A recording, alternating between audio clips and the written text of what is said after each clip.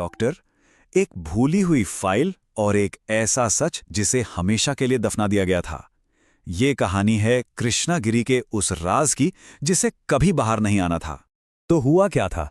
1-2 साल की बच्ची की मौत हो जाती है, पुलिस केस को बंद कर देती है। लेकिन ठीक 2 महीने बाद बस एक फोन कॉल और सब कुछ बदल जाता है। ये एक ऐसी आम सी लगने वाली घटना थी जिसके पीछे एक भयानक सच छुपा हुआ था। एक ऐसा सच जो शायद कभी सामने ही नहीं आता अगर उस डॉक्टर ने वो एक फोन ना किया होता। तो चलिए चलते हैं दिसंबर 2025 में। जगह है तमिलनाडु के कृष्णागिरी जिले का एक छोटा सा शांत सा गांव अंचेट्टी। यहीं से इस पूरी दिल दहला देने वाली कहानी की शुरुआत हुई थी। तो ऑफिशियल कहानी क्या थी? एक 2.5 साल की बच्ची को अस्पताल लाया गया, लेकिन तब तक उसकी मौत हो चुकी थी। उसकी मां ने बताया कि उसे दौरे पड़ते थे। अब पहली नजर में तो ये एक बेहद दुखद लेकिन सीधी सी बात लगती है। गांव वालों ने भी इस पर यकीन कर लिया। लगा कि बस मामला यहीं रफा दफा हो जाएगा। और पुलिस ने भी इसे एक अप्राकृतिक मौत का केस बनाकर फाइल कर दिया। मतलब एक रूटीन प्रोसेस, न कोई शक न कोई सवाल, बस फाइलों में एक और केस जो बंद हो चुका था, जिस पर किसी की नजर तक नहीं पड़ी। पर जैसा कि हमने कहा, कहानी यहां खत्म नहीं हुई। असल में कहानी तो अब शुरू होने वाली थी। यहीं से एक ऐसा ट्विस्ट आया जिसने पूरी ऑफिशियल कहानी की धज्जियां उड़ा दी। यहीं पर सच ने पहली बार दरवाजा खटखटाया। और ये दरवाजा खटखटाया बच्ची के पिता ने, जो उसकी मां से अलग रहते थे। उन्हें कुछ गड़बड़ लगी।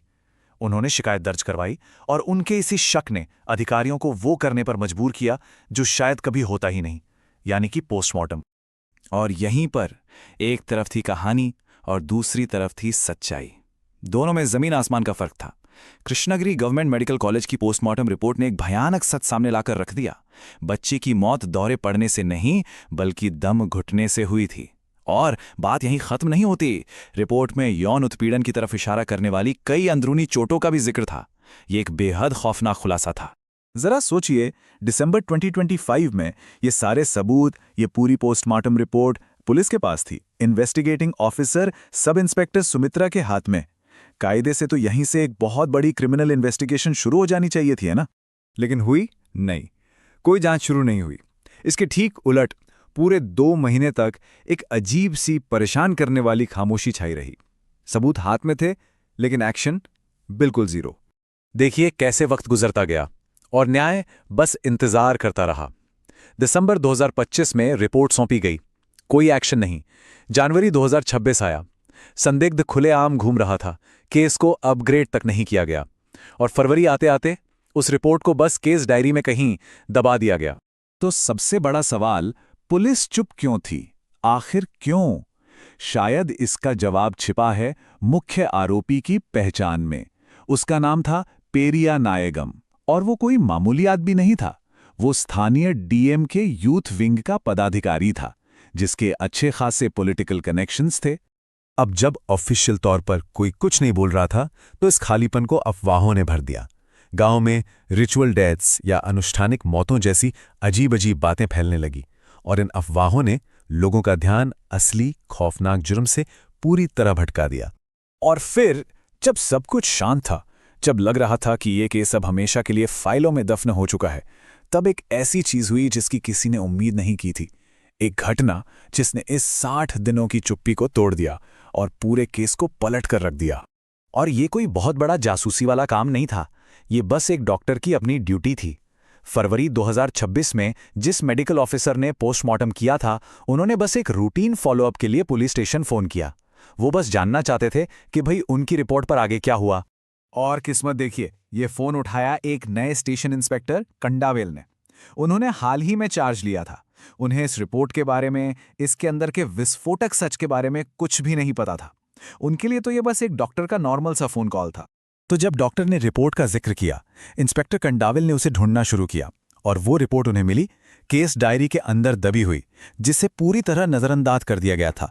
जैसे ही उन्होंने वो रिपोर्ट पढ़ी, उन्हें फौरन समझ आ गया कि ये सिर्फ लापरवाही का मामला नहीं है, ये एक घिनौने अपराध को छिपाने की साजिश है। और उस रिपोर्ट के बाहर आते ही मानो भूचाल आ गया। अब सवाल सिर्फ उस जुर्म का नहीं था, सवाल उस सिस्टम पर भी उठ खड़ा हुआ था जिसने इस जुर्म पर पर्दा डालने की कोशिश की थी। तो फिर एक्शन होना शुरू हुआ। 26 फरवरी 2026 को आरोपी पेरियानागम को गिरफ्तार कर लिया गया। उस पर हत्या और पोक्सो एक्ट के तहत चार्ज लगाए गए और जिस सब इंस्पेक्टर सुमित्रा ने रिपोर्ट को दबाया था उसे लापरवाही के लिए सस्पेंड कर दिया गया।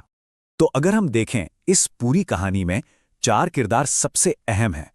पहले मेडिकल ऑफिसर जो इस सच को बाहर लाने की वजह बने। दूसरी जांच अधिकारी सुमित्रा जिन्होंने रिपोर्ट मिलने के बाद भी कोई एक्शन नहीं लिया। तीसरा आरोपी पेरियानागम जिसके राजनीतिक रिश्ते थे।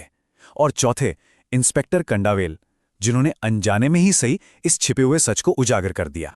देखिए, सब इंस्पेक्टर को सस्पेंड तो लापरवाही के नाम पर किया गया, लेकिन असली सवाल जो एक्टिविस्ट्स और बाकी लोग उठा रहे थे वो ये था, क्या ये 2 महीने की देरी सिर्फ एक अफसर की लापरवाही थी या फिर ये किसी पॉलिटिकल आदमी को बचाने के लिए जानबूझकर किया गया एक कवर अप था? और ये केस सिर्फ एक बच्ची की मौत या एक पुलिस स्टेशन की कहानी नहीं है।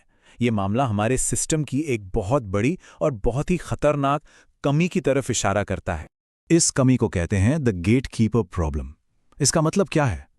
मतलब ये कि जब साइंस या फोरेंसिक रिपोर्ट जैसा कोई ठोस सबूत सच को बिल्कुल साफ साफ सामने रख भी दे, तब भी न्याय होगा या नहीं ये उस एक इंसान पर निर्भर करता है जिसके हाथ में वो जानकारी है।